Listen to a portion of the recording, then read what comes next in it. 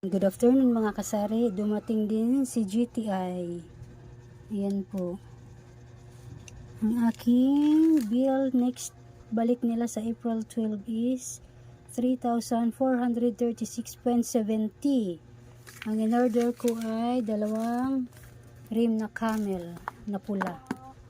Yan, balik tayo mga kasari kasi may bumili ng Coke 1.5.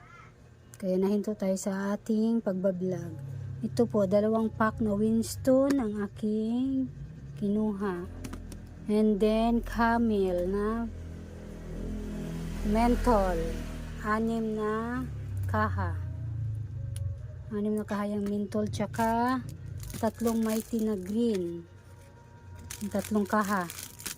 Yan lang po. Yung Camel lang po talagang malakas dito sa amin. Kaya, ito rim ang kinukuha ko sa camel na red.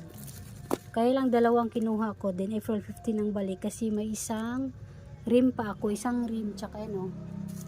Yan, isang rim tsaka isang kaha pa. Diba? Kaya dalawang rim mo nang kinuha ko. Kasi babalik din naman sila sa April 12 daw. Tama ba ako? Yan, kaya ito lang ang Winston, di ganong mabinta. Ito lang po yung Winston namin, dalawa lang. Dati ang Mighty Green at saka Mighty Black ang mabinta, pero ngayon hindi na rin gano'n. Basta si Camel ang the best talaga, yun ang mabinta talaga. Yun lang mga kasari. Thank you for watching. Bye!